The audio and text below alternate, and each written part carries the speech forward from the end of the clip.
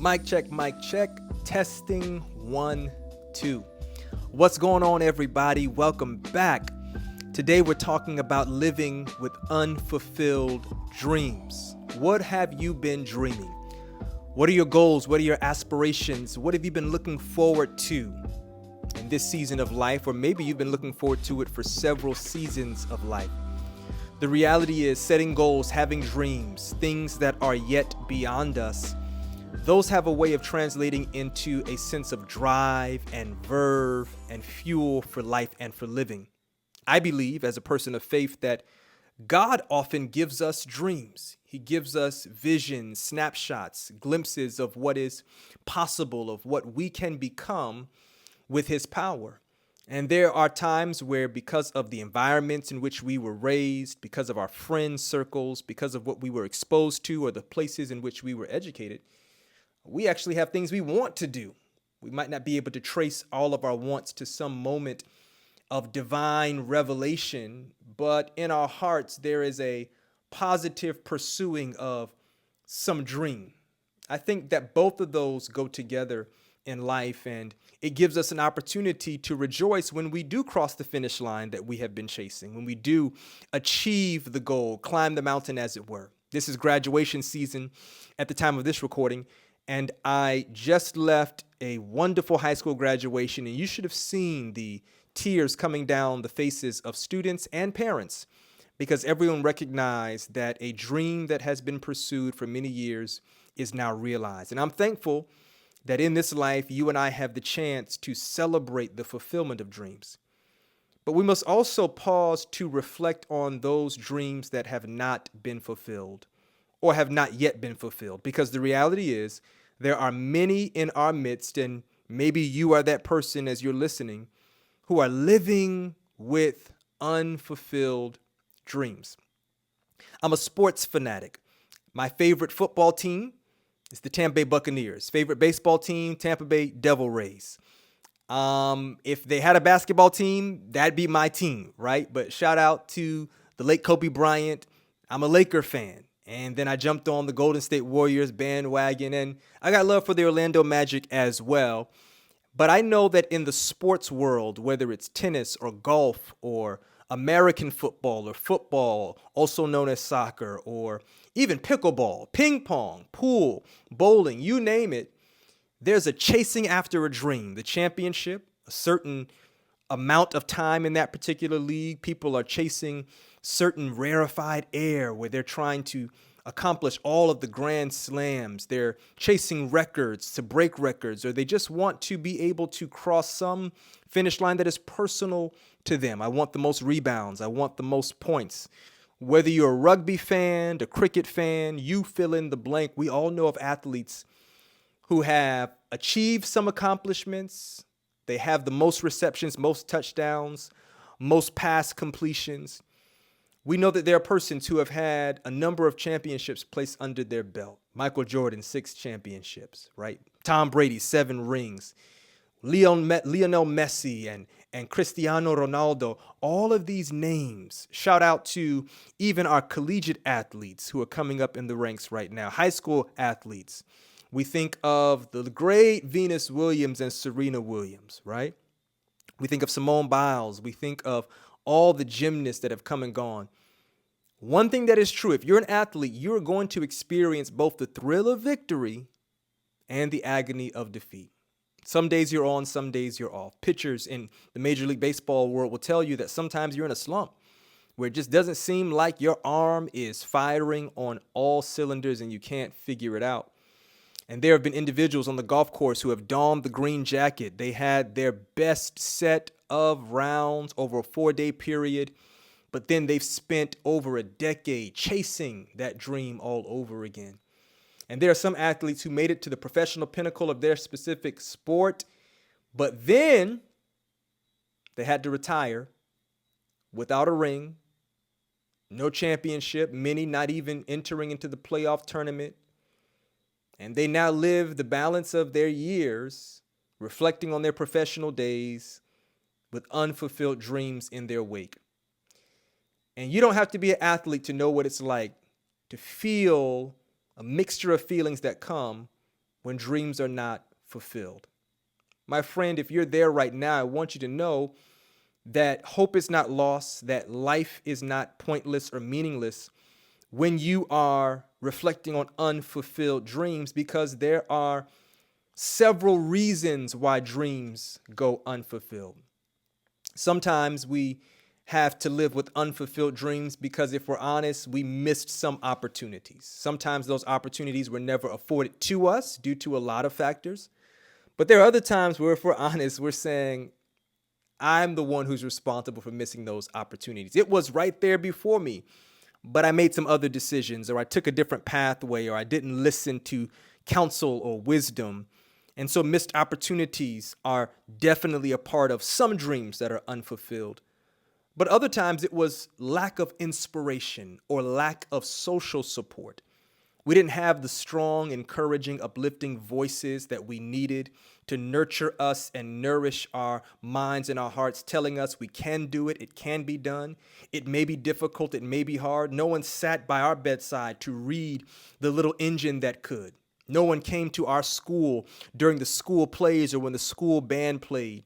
No one signed the field trip permission slip. There was no one to come and place their hands on your shoulder after you scraped your knees or you fell down, and they helped dust you off, clean you up, dry your tears, and say, try it again. And so the dreams went unfulfilled because no support, no inspiration. But in place of that, some of us know what it's like to hear the heavy and hard news of someone not believing in us, a word of rejection that discouraged us, disheartened us, and so dreams went unfulfilled. But then there are times where it was minimal effort or no follow through. I just did not apply myself. Maybe I had the opportunity. I might have even had the words of support, but I did not put in the sweat equity, the time that I could have put in.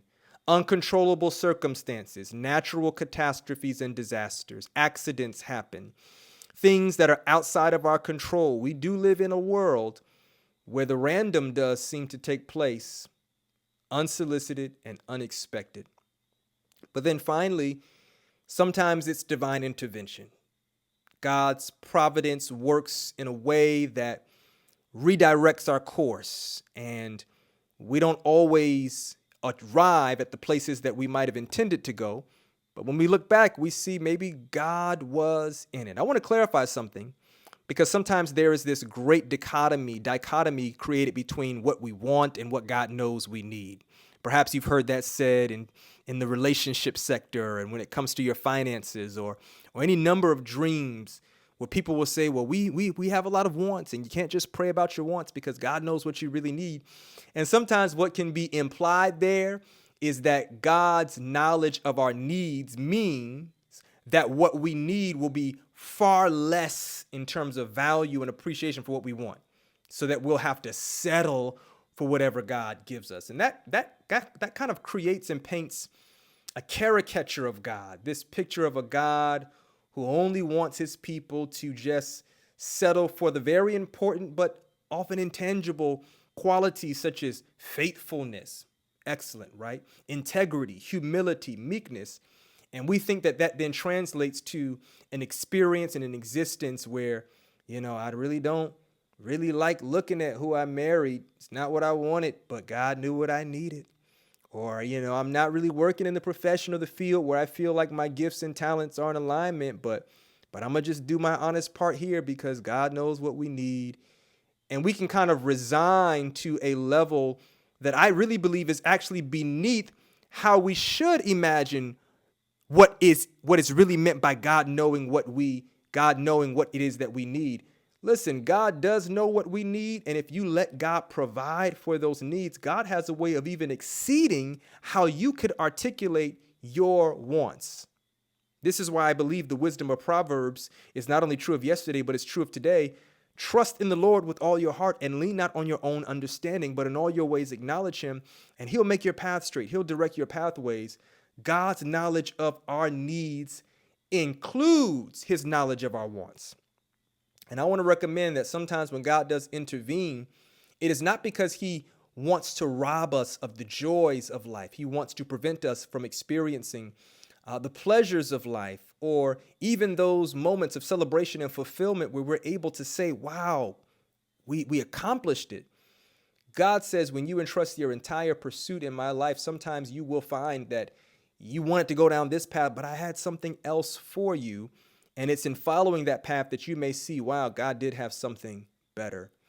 We also must recognize that we live within limits. We are limited in time, limited in resources, limited in knowledge and understanding, and limited in ability. That no one has been granted everything, but everyone has been granted something. And when we, in meekness and humility, acknowledge that we have those limits, we are better able to process that some things go unfulfilled simply because I ran up against some type of limit. And the question for today is it possible to live with unfulfilled dreams? And I want to offer today a resounding yes. Not in a resignatory kind of way where we say, well, because I'm limited in so many areas and because of all of these factors that contribute to unfulfilled dreams, I have no choice but to live with them. I'm talking about living with unfulfilled dreams with a posture that God can get glory through the dreams that have been fulfilled up until this point in my life. And God can gain glory from those areas in my life where there are dreams that have yet to be fulfilled. And I want to let you know that we can manage those moments and live with those moments by applying some principled disciplines so that we manage those seasons wisely. Number one, you and I can live with unfulfilled dreams by recounting reasons to rejoice. Do you remember Joseph in Genesis chapter 50? Comes to the end of his life, 110 years old. He's about to die. His life has been a roller coaster, hasn't it? First 17 years of his life, he is favored by his father. Some would say to the point of lack of health in the relationship family space. But from 17 on, man, there have been some character developing experiences. He is sold by his brothers into slavery. He is sold again in Egypt. He has to endure false accusations, maligning his character. He's in prison, incarcerated, but there's an upside to the downside.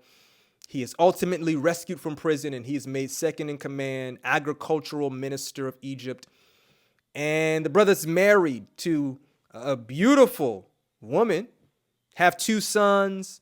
He's ultimately reunited with his brothers and his father. They're relocated to a safer place that is more fertile. Their needs are provided for, and chapter 50, Genesis, 110 years old. One thing hasn't happened. Reunion has happened. God has preserved him. He's seen his legacy to the third generation, but he's not permitted to go back to his Canaan homeland. Joseph is going to die with that dream being unfulfilled. But he doesn't moan, he doesn't complain. He recounts reasons to rejoice. He tells his brothers, I know that you meant what you did years ago to harm me, but God has turned it out for my good. And even though I'm dying, God is still coming to rescue his people Israel from Egypt. He will come, and when he comes, move my bones. Joseph is rejoicing with what he can recount. He's not resigned to complain about what could have been or what should have been. He is rejoicing. And in your life and in my life, we have reasons to rejoice. Everything is not all right. And I'm not trying to weaken the weary moments of our lives. I'm not trying to make light of those moments that pained us. Throughout the latter part of Genesis, we are told Joseph wept many times. There's this sense that he knew that he had some wounds in his life. But he didn't live from those wounds, as one of my brothers says. He didn't live from his wounds. He lived from his scars. There was healing in his life, and he became a wounded healer, and he began to recount reasons to rejoice. I want you to practice that principle. What reasons do you have to rejoice in your life?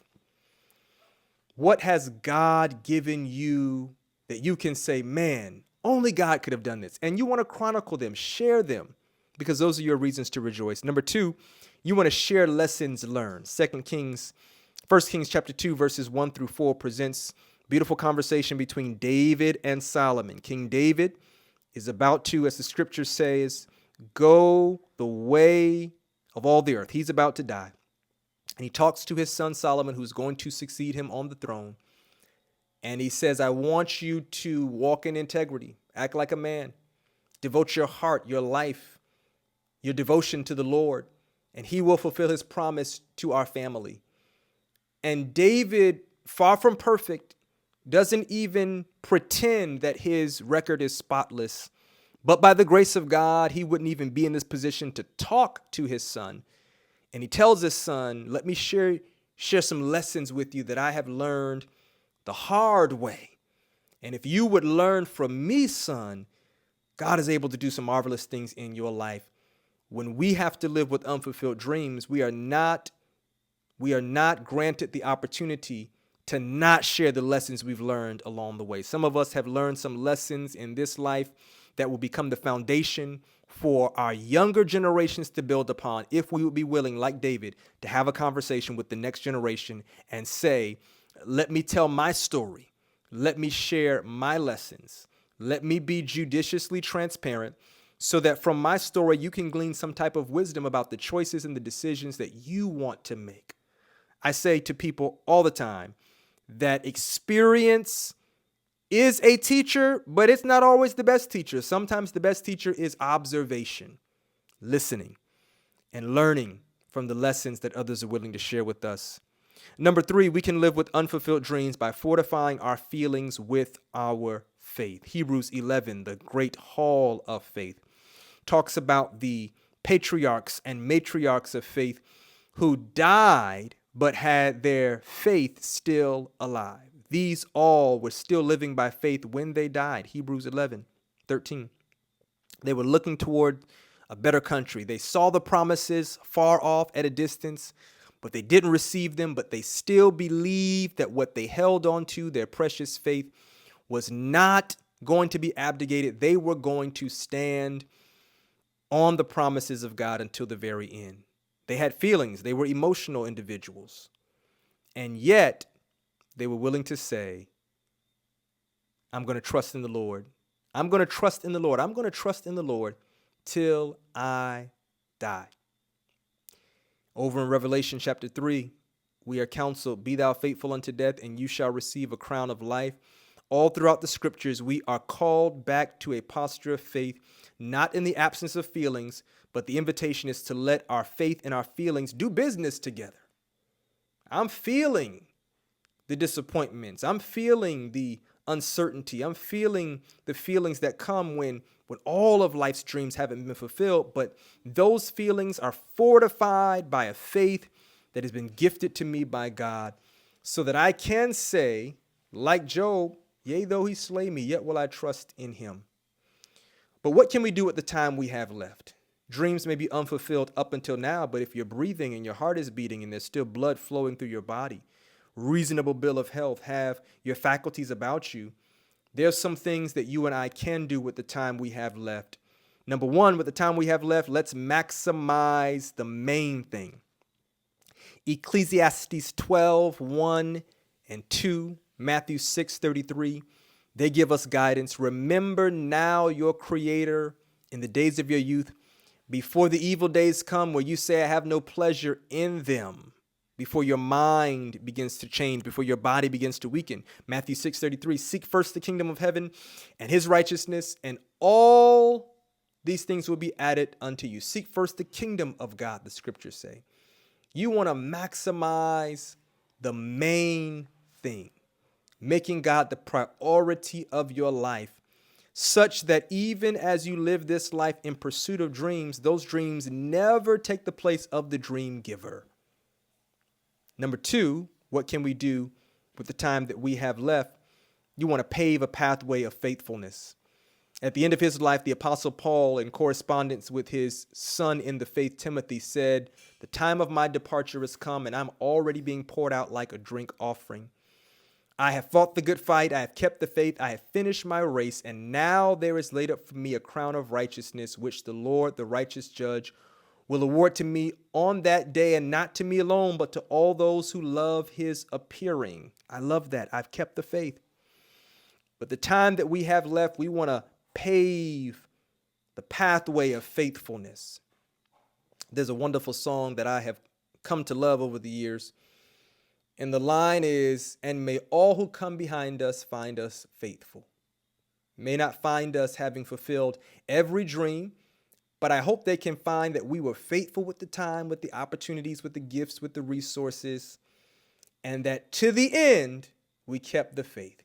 There's that great story of the ancient Greek Olympic Games, and one of the elements of that particular season in Earth's history where there were races where individuals had to run with lit torches in their hands. And one could not simply cross the finish line with the torch in his or her hand. They had to cross the finish line with the flame still blazing, the fire still burning. Through many dangers, toils, and snares, I have already come, but the fire still burns. I've been over some mountains and through some valleys, but the fire still burns. I've had to cry sometime. I've had some long nights, some disappointments, but the fire still burns, and that fire propels us to pave a pathway of faithfulness.